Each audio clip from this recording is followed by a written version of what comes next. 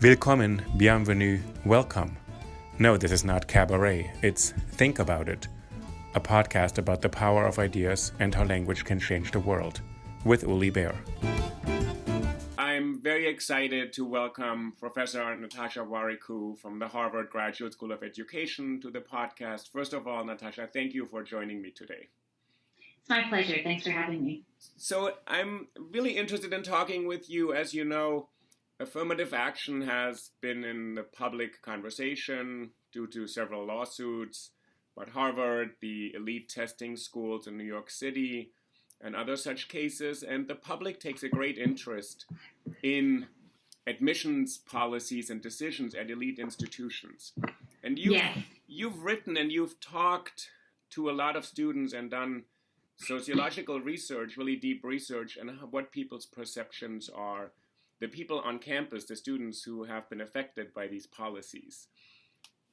I'd like to hear how you first got interested in this topic, which kind of captivates the public imagination perennially. We're all really interested in it somehow, although they are very small decisions by relatively limited institutions that affect a really small part of the population, but everybody cares greatly about these things. How did you first get interested in these topics? Yeah, it's funny. I didn't know that these issues would be so much in the public eye. When I started this project, it really started because I was living in the UK. I'm American, and I had gone to the UK and had done some research for my previous book and then was teaching there and was thinking a lot about how people think and talk about diversity and race, more broadly speaking. In Britain at the time, there was a real, and I think an ongoing kind of crisis of multiculturalism, and I think in Europe in general, this idea of, there was discussions about, has multiculturalism gone too far? What are the kind of limits of accommodation? And discussions that I felt were so different from the way there are many issues related to race and diversity in the United States, but just very different ways of thinking about these issues, in part because of the different histories of these two countries and two continents, really. But that's what got me interested in thinking about how people make sense of race in the United States and Britain. And then beyond that, I started thinking about higher education, because what I realized was that my own experience in higher education in the United States was one in which there was a lot of discussion about race and difference and identity. And this was something that we grappled with, 20-something years ago when I was a university student, and campuses still grapple with today. And I was teaching in Britain at the University of London and at an institute there. And I noticed the absence of those discussions among our students, among the faculty, when we talked about admitting students and in grading in all kinds of ways. And I found that surprising. And so I started thinking about how experiences in higher education shape the way that we think about diversity and race. And I was also really interested in elites and meritocracy and this idea of who are the winners in society and how do they think about their own position as winners, especially in an unequal society. So I think all of those things sort of came together and led me to investigate how students think about admissions. And it's interesting when you think that it sometimes takes someone to go abroad and to be in England and to realize how common it is to have these conversations in this country, although they're far from easy or far from automatic, and they're very contentious and complicated, but they take place. Yeah. And you just mentioned meritocracy. I'm interested, I think my assumption would have been that America is a meritocracy, sort of the best win out, individualism, self-reliance, you work hard. But in your book, you actually explain that this concept comes neither from America, nor was it meant to be a compliment to anybody. Right. So the word meritocracy really comes from a book by Michael Young, which was a satire. And it came in the 1950s. He was English, and he was writing about this idea. It was sort of a sarcastic discussion of what happens when you create these systems of meritocracy and give rewards to the people that win them, and alongside inequality, so that it's, just a coincidence that the elites continue to, win in these meritocratic processes. So it serves to legitimate their position. And so this is this kind of sarcastic, kind of dystopian, kind of humorous, really, vision He has this line about how, eventually genetics and merit become aligned. And so, it's both an oligarchy and a meritocracy Wow. because they become one and the same. And so, but I don't think many people know the origins of that word, right?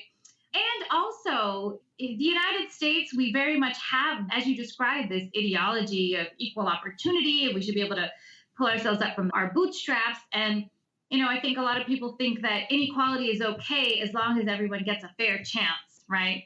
But the reality is that we are more unequal when you look at the income distribution, the Gini coefficient, the relationship between what high income earners and low income earners are earning. That gap is much bigger in the United States than other OECD countries. Intergenerational mobility is also weaker in the United States. That is, that the relationship between what we earn and what our parents earn is stronger than in other OECD countries. So, and Britain is not far behind the United States compared to, again, the rest of Europe. And what that says is that, if you grow up poor, you're likely to be poor. If you grow up wealthy, you're likely to be wealthy. And this flies against this idea that we are a meritocratic system, a system of equal opportunity. And there's two parts. The word merit, I think, to me, it sounds always very neutral. It sounds sort of, it's merit. It's who actually merits attention or the opportunity, so who gets into a school or a job or something like that. So it has, which is funny that you said it was a sarcastic kind of critique that people define merit to benefit their own class or their own group. And now it's a word that's supposed to be neutral. In conversations about admission, etc., we only look at the merit. Right. As if that's a neutral, objective criteria. And you're saying it had been originally framed to say this benefits the people who define the terms of admission. That's right. That's right. Yeah. And the second thing is when you said that the social mobility, so how our parents' generation has belonged to a certain class, and then we move up. That college is another one of those really critical symbolic sites in American culture, that this is the vehicle, this is the elevator, this is the way to lift people out of, difficult circumstances and let them enter into the middle class and great success. Yeah. And I think we place kind of all our eggs in that basket, right? And yet, I think Harvard has come a long way in terms of expanding access to the university. And yet, the vast majority of students are coming from wealthy families. I think just over half of students are on financial aid, but that means that close to half of the students are not and are paying more than the median household income every year to go to a place like Harvard. And Harvard is not, unique in this regard among elite colleges by any means. But I think this, talk of we're expanding financial aid, we're increasing diversity, we have affirmative action, I think legitimates this as a meritocracy, when actually, in spite of all that, it's still disproportionately serving elites. And in a way, that legitimation is problematic because it tells students who arrive, you are the best of the best. And it tells others who don't make it that, you're a little less worthy. And I think that legitimation of this selection process is problematic because, again, students will leave here with that degree from, and it's not just Harvard. I don't want to target Harvard, but all of these elite places is, an Ivy League degree, and that compounds the advantages that people already come in with.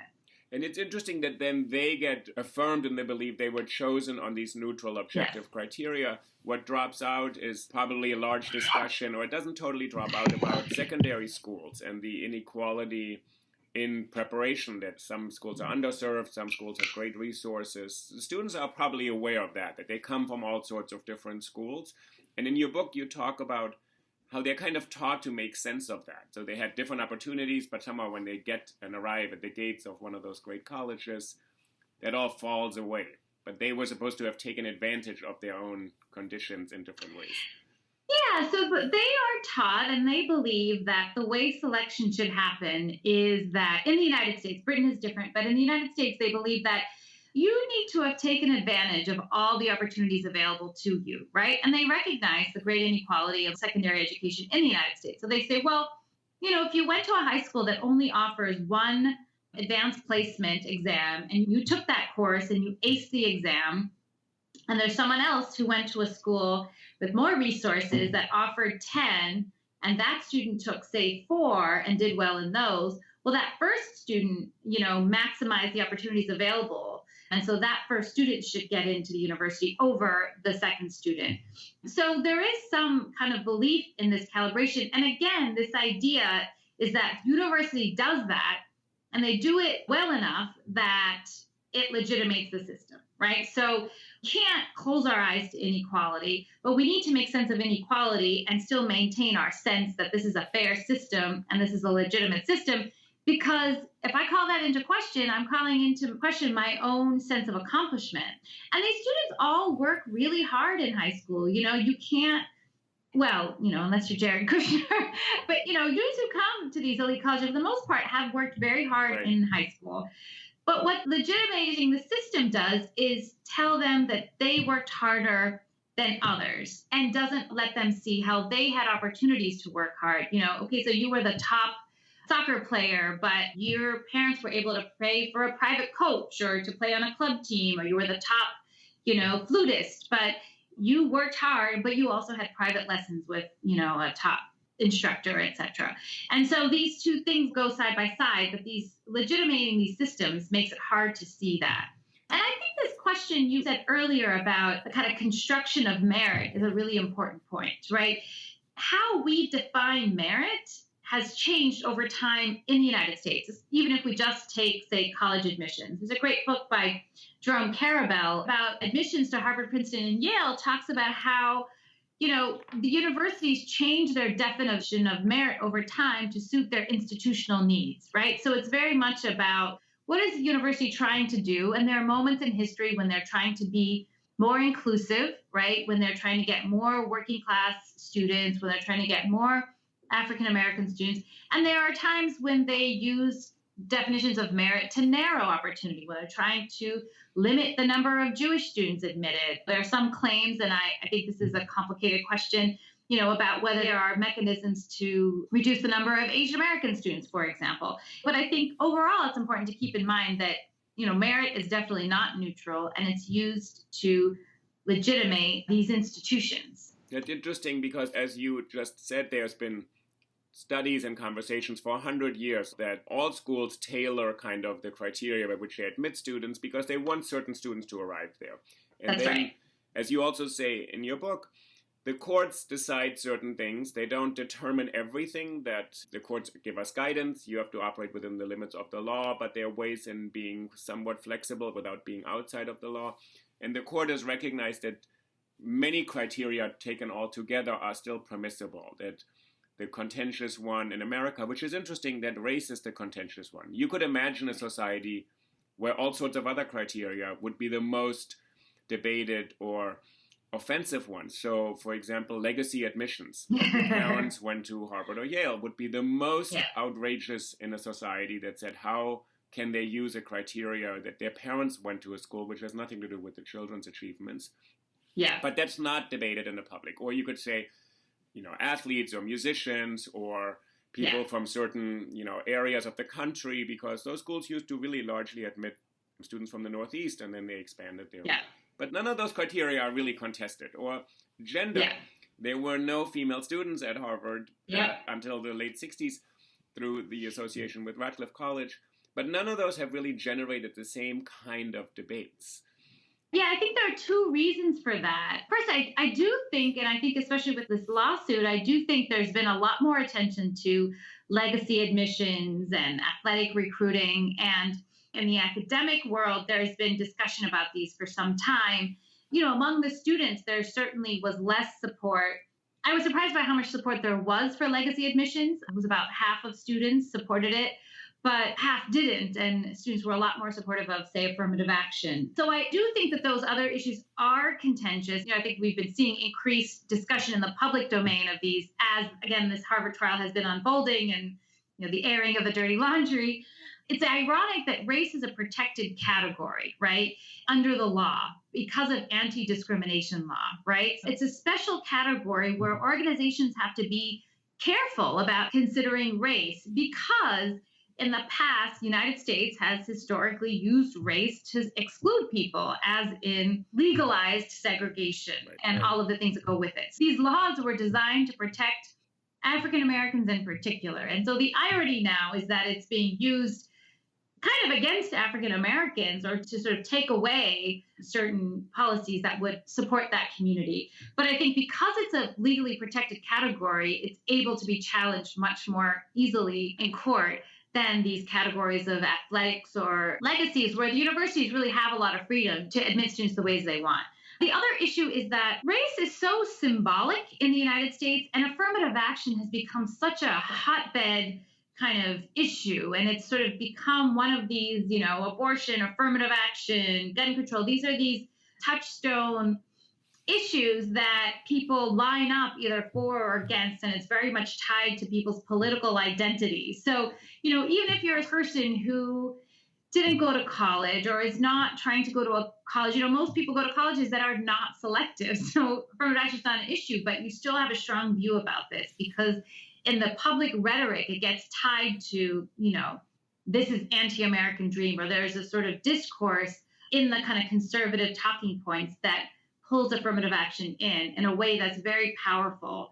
These other kinds of admission, they don't have the same symbolic value in American society. Right, and there's a very simple talking point right now that affirmative action is attacked by conservatives who say it should all be totally neutral. We should be colorblind. For a moment, we were post-racial. You talk about this in your book, that you were quite interested in this generation of students who were brought up with affirmative action, with certain kind of values, and are now confronted with a culture where a lot of people are telling them this is wrong, affirmative action is wrong, any consideration of race is actually, quote, unquote, racist. Yeah. As you've said, race has been used to segregate, to discriminate for a long time. The courts have made egregiously wrong rulings, and they've made right rulings. So from Plessy versus Ferguson in 1896 to Brown versus Board of Education, we had a half a century of segregation that was legalized. Then that was overturned. But so affirmative action becomes this point where conservatives just know this is what it means. You're discriminating in favor of a group and against another group. There's no assumption that the system until now had favored anybody. It's completely objective and neutral. That anybody applied and these schools just looked at kids and admitted the best students, right? So there's never a kind of questioning that there was a silent or invisible affirmative action for all sorts of people. Yeah, totally.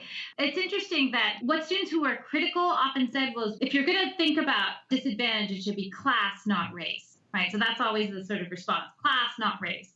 If someone is African-American, child of doctors, well, that person has more privilege than the, person coming from a rural family, poor family, that's white.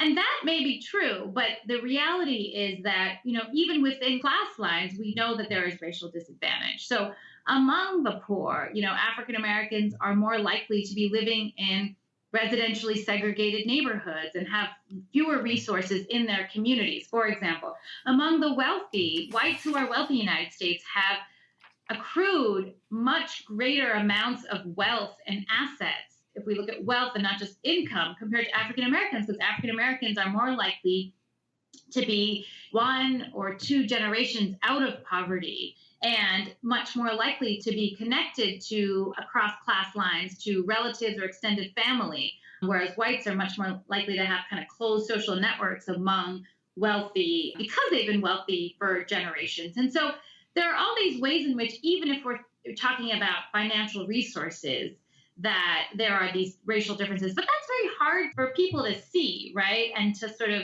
put your finger on. And so there is always this discourse of class, not race. And this is a generation that grew up with an African-American president, right? So it's easy for them to think that this is, the status we're quo, done. And it'll stay like this. As we know, things don't stay the same. And the courts will, possibly the Supreme Court or other courts will take these cases and rule of them. And as you write in your book, there's a higher education in these elite institutions embodies some foundational values. So while it won't affect all sorts of people, other schools will follow suit or take some guidance. Even if the law doesn't become more restrictive, they'll say this is generally how we should do things, because we don't want to be attacked by being out of the opinion of the most informed discussion. When you talk to the students, you said they use different frames of analysis to think about this question. And it was interesting that they opted into, you call them frames, kind of interpretive frameworks of how to understand access in relation to race and merit, these two questions. Can you talk a little bit about those frames that you found? And you talked to how many students at some of these institutions? 144 students across 3 universities. And so between Harvard and Brown in the United States and Oxford in the UK. And these were students, again, across racial lines as well. So white students, and then we oversampled racial minority students as well in both national contexts to make sure that we had their perspective as well. You found some patterns, some frames people use, and there's different kind of frameworks. Yeah. So I talk about these race frames, which I see as sort of lenses through which students understand the role that race plays in society. And students often had multiple frames. And so they would use a colorblindness frame in response to one question. And then in another part of the conversation, they might use a diversity frame. So a colorblindness frame is just what it says, that race plays no role in American society apart from its coincidence with class. So, yes, there's racial inequality, but that's because there's class inequality, right? So really, again, being the child of African-American doctors is no different than being the child of white doctors, right? But the reality that we know is that if we look at the demographic profile of those two groups, they will look very different in American society. So there's colorblindness. The diversity frame is almost the opposite, right? Which is that race plays an important role in American society. We all have racial identities that shape who we are, our rituals, our practices, our taste preferences, what we eat. And these are differences that we should celebrate and learn from each other, right? So this is a sort of multicultural way of thinking about race. And so this diversity lens is really the justification that has been used for affirmative action in court, right? And even beyond the courts, right? This idea that, well, yeah, we should have affirmative action because we want a diverse learning environment. A white student will say, well, that's good for me because I can't be a graduate of Harvard never having, had a conversation with someone who is African American, Latinx, Native American. And so this benefits my own learning, right? Because I recognize that they have these racial identities, they think differently, they have different worldviews, and I want to understand those. And those are important, right? So that's the diversity frame. And those are the two most common ones in the United States. Colorblindness was by far more prevalent in the UK. The less common one is a kind of culture of poverty frame, which is sort of the flip side of the diversity frame. It's a negative view of these identities. But what the diversity frame and the colorblindness frame have in common is this lack of attention to inequality, racial inequality. And so there was a small minority of students, mostly in the United States, that had what I call a power analysis frame. And that is that they saw the role of race in society as something that is undergirded by different power relationships, right? That there is this racial inequality because of the history of, again, racial injustice and racial exclusion that continues to play a role in our society. It's quite interesting that the diversity frame is the one where we all benefit from being together with our differences, right? But the way in which you talk about the book, a lot of people say, I really benefit from being with somebody who I've never been exposed to. This simply numerically in America plays out that it benefits white people more to be around minorities they may have never encountered. Minorities always encounter majority populations because they can't help it, right? So, and they got into Harvard, which is a predominantly white institution, so they've been dealing with white people even to get there. And white people thought, I've been dealing with white people, and now is the first time I can meet somebody else, which is a bit of a... So it's a benevolent fantasy in a way. And what's interesting, as you said, this is the argument used in most legal cases and as the explanation for most universities to justify and explain why we're doing the right thing. We bring people together, which benefits all of society because the outcome will be better since, A, we have to live together and should get along. And secondly, there's study after study that show a more diverse team will produce better outcomes. So this is the one that universities use and that is used in the law right now. I think there's a dance between the legal context and like what the universities are doing, but I think it's part of a broader pattern. So, I should say, I think it's important to point out that the students of color said this too, right? And they talked about how they benefit from campus diversity as well, and they're not just talking about interactions with whites, they're talking about interactions with other students of color, right? And because the students of color are incredibly diverse as well. And there's international students. And so this diversity frame was very, very pervasive among all students. Among all students. So yeah, most, including all students of color. Yeah. are aware of this, that there's a benefit, an inherent benefit to having a diverse population at the university. That's right. And interestingly, I'll give you one example. There was this program on the Brown campus called the Third World Transition Program, TWTP, that has been there for decades, where it's an orientation for incoming students, mostly who are students of color. So it's technically open to white students, but students of color get a special invitation, and it's sort of focused on students of color. I think it's open probably more for legal reasons, so they can't exclude white students. So it's predominantly students of color. And students had a lot of feelings about this program. Not all students of color come to it, but white students often said, well, you know, they all come to this orientation program before the freshman orientation, and they all become friends with each other. And then, you know, we can't become friends with them because we're shut out of their networks, right? That's the perception among the white students, that they think this program is problematic because of that. Whereas the students of color who go to that program talk about how they had these incredible cross-race conversations and discussions because, of course, students of color are so diverse, right? And so very different ways of kind of making sense of this. I think, you know, this question of this diversity frame is very complicated. So, you know, it starts out in the Bakke decision in the late 1970s, where Justice Powell basically is that deciding vote. And he says, well, you know, we can allow this in the case of kind of holistic review, where considering race is one of a number of factors in the institutional goal of a diverse learning environment in which everyone will benefit. And so that's the legal justification that flies in the court at that time. And going forward, then lawyers sort of take that argument up and they use that in subsequent cases, and they're still doing that today. But I think it's part of a larger movement as well in the 1980s, which moves discussions of race from kind of focusing on inequality and racial inequality to a kind of multiculturalism, we all benefit, right? So there's a great book by Ellen Berry called The Enigma of Diversity. And she looks at 3 cases through the 1980s, from the kind of 70s and beyond. And so one is the University of Michigan, where there is this affirmative action case, 2 affirmative action cases that were decided in 2006, and how they sort of frame race. But she also looks at the corporate sector, how corporations talk about their recruitment of minority workers, and also in a neighborhood, and how a neighborhood kind of advertises their housing and tries to get people to buy in.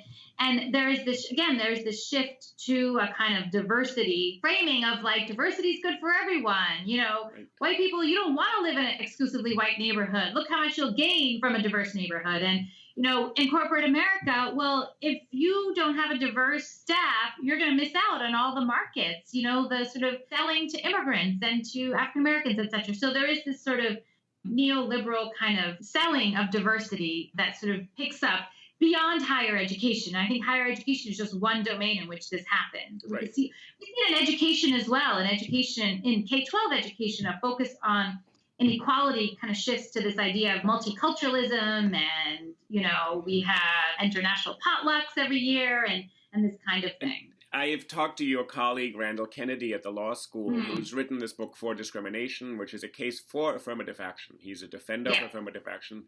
And then he told me in our conversation that he feels that liberals, in general, have made affirmative action look too easy, as if there's no cost for anyone. Yeah. And then he said the problem we have that in these lawsuits, people are being pitted against one another in maybe not such sincere ways. So Asian Americans are pitted against African Americans. Yeah. No one's going to win that. Frank Wu, whom I also explained the prayer for relief at the end of that court case against Harvard is not to actually admit more Asian Americans. It is to end affirmative action, which is really telling. So it has nothing to do with benefiting a group. It says, let's end this whole practice. And Professor Kennedy said, it's a risk to frame it as a win for all, that everybody benefits, he said, when there are costs, because then it gets easily attacked. That people can then say, well, this diversity frame is great that you all benefit so much from being with each other, but someone is left out.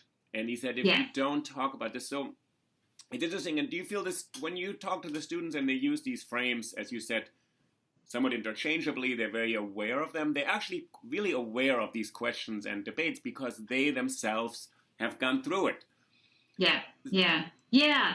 I agree with that critique because I think, in a way, this diversity argument becomes a bit of a straw man, right? It's easy to attack it because it erases. So, when I was talking about this multiculturalism, I think that's great. And as you said, the research shows that we all benefit from diversity, right? Different ways of understanding the world, increased perspectives, better functioning teams. So, I think that those benefits are real and they're important and we should recognize them.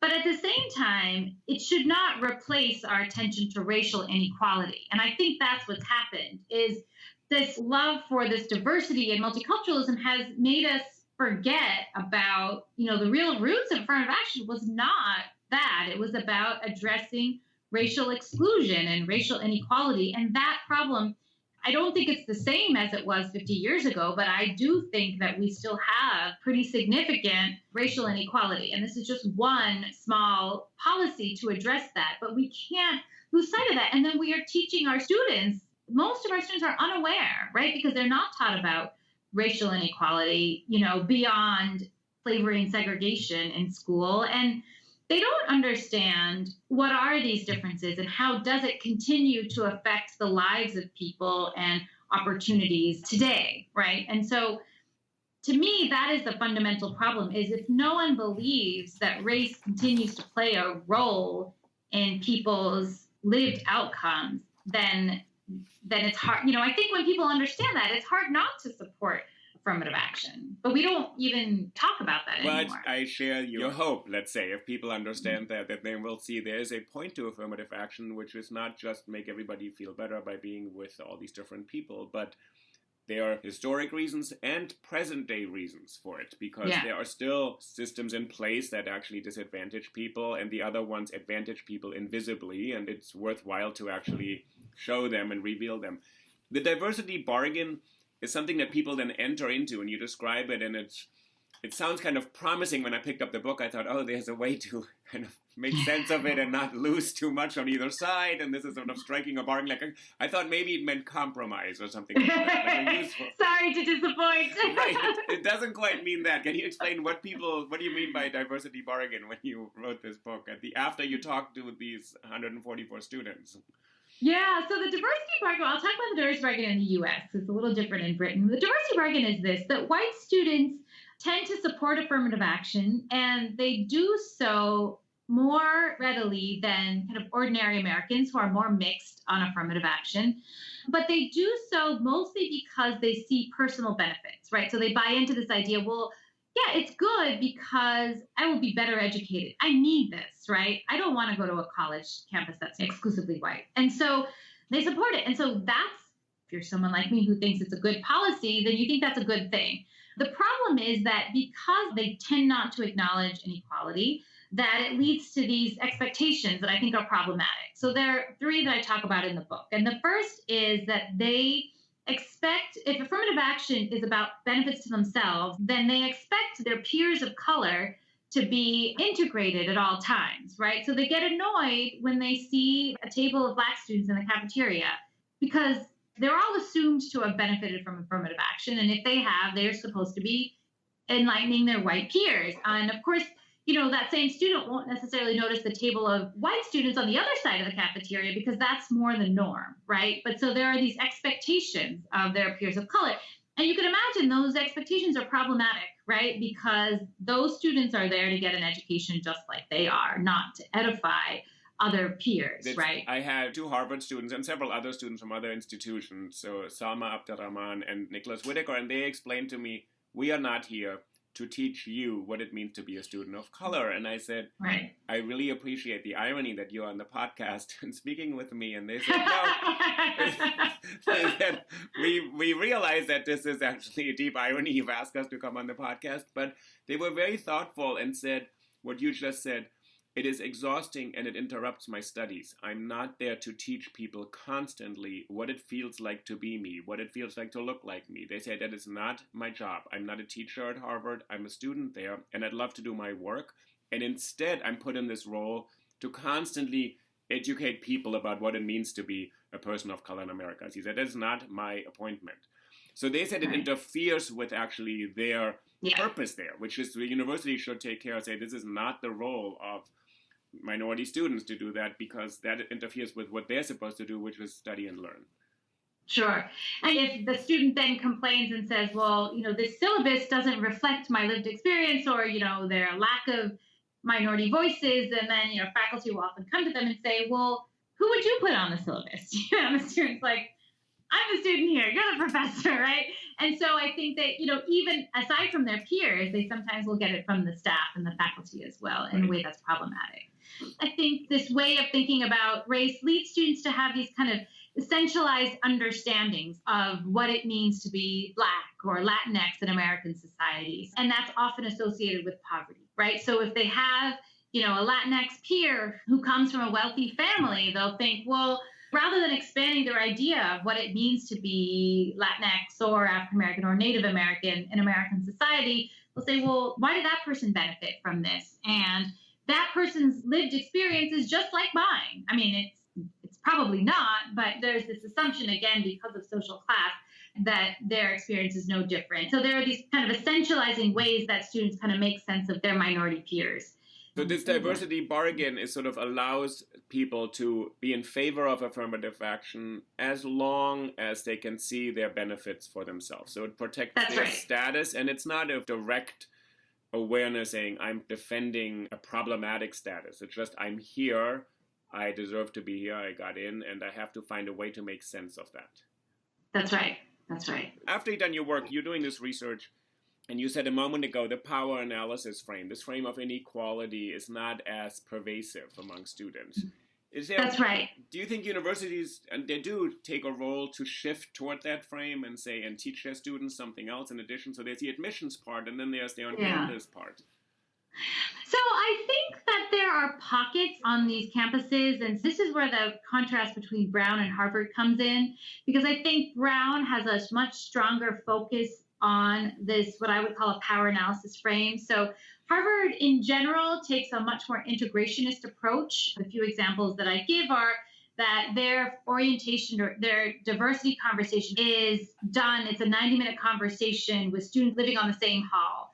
So obviously an integrated group of students has this discussion about diversity at the beginning of the year. The other things, like their diversity center is called the Harvard Foundation for Intercultural Affairs. And so it was very much defined as a kind of cross-race space.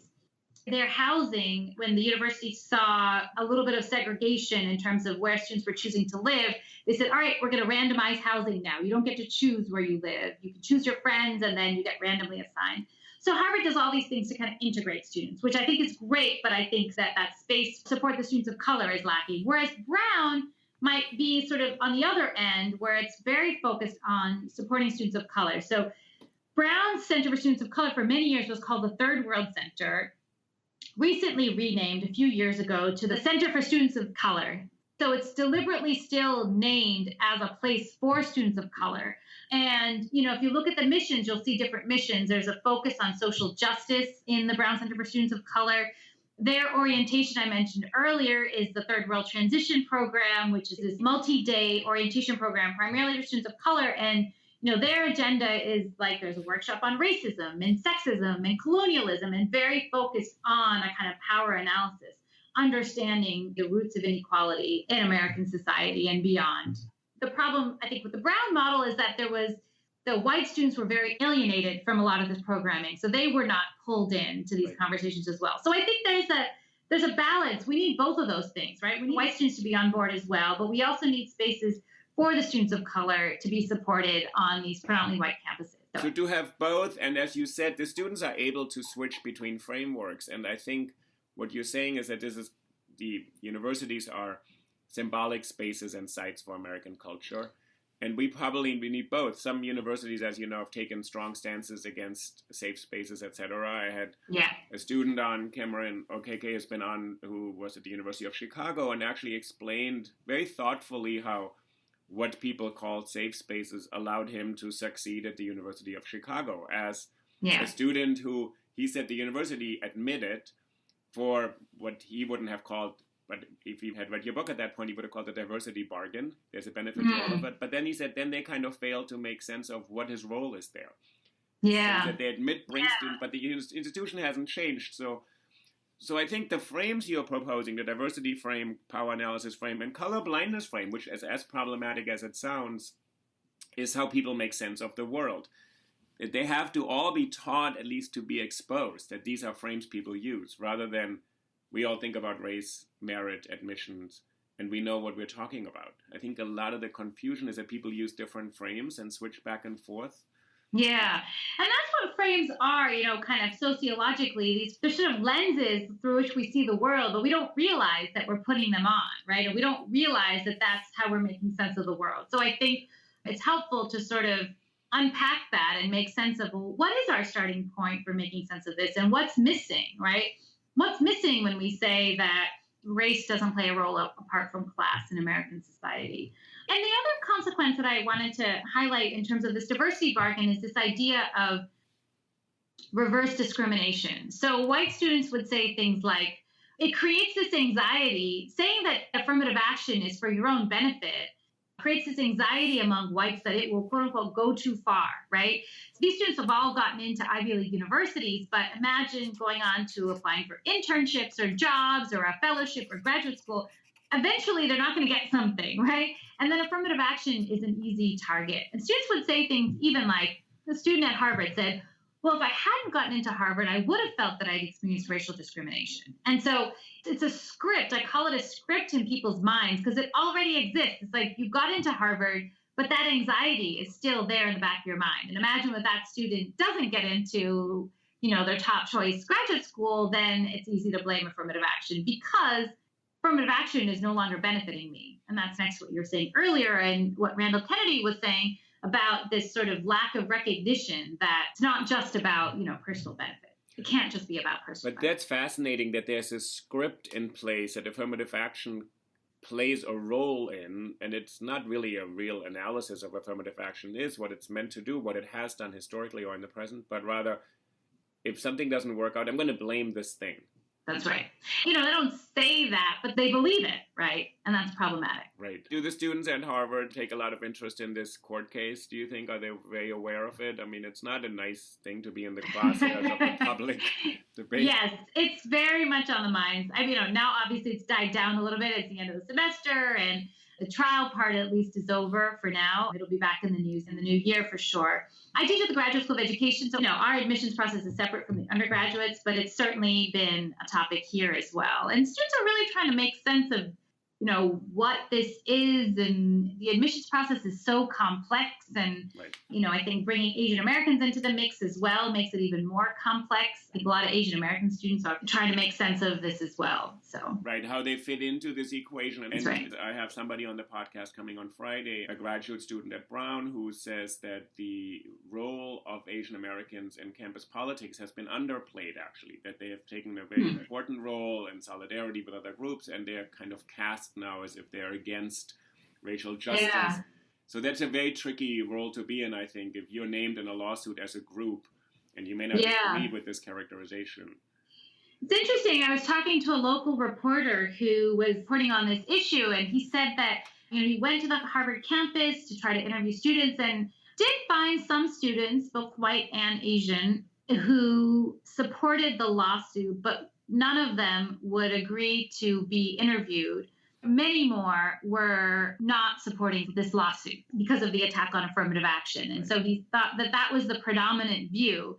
But you're right that the case makes it seem like that. And it also pits, minorities against each other. And I mean, it's interesting. I mean, the lawsuit is a whole other conversation. Right. But, the fact that they're attacking affirmative action, which is trying to create equity and not legacy admissions or athletic recruiting, which two policies that are pretty clearly creating more advantage for advantaged young people, that's not their issue because it's not that they care about Asian Americans, because, Asian Americans are not benefiting from legacies, admissions, or athletic recruiting as much as whites, right? What's your next project on? What are you researching now? So I'm studying Asian Americans in the suburbs and the growth of Asian Americans in well-to-do suburbs and the race relations in those communities and the broader questions around kind of the culture of excellence, academic competition, and all of this is sort of culminates in the college admissions process, right? So in some ways, it's a continuation of my work on the admissions and meritocracy, but kind of looking downward at high school and the high school experience and what happens when you have these ethnic change alongside this competition for spots at these elite places. What do parents do? What do kids do? What are seen as the right ways of getting ahead and these kinds of questions? I'd love to have you back on maybe in a couple of months. I think it's such an important conversation to say, what does success mean in America for different groups? Yes. What does integration the model? How do people assimilate if the script is not meant for them? All these questions, I think that's really, it's high school students somehow have to package themselves now and correspond to certain expectations. That's really interesting. Yeah. I'd love to be back. I want to thank you. Thank you so much. So I'll put the references to the diversity bargain in the links to the podcast. And Natasha, I really want to thank you. It's such important work. And I really am grateful that you provide these frames through which to think some of these really complicated questions. Well, thanks so much for having me on. It's a real pleasure. It's been a pleasure. And I hope you'll have a good break. Okay. Thank you. And you. Okay. Bye-bye.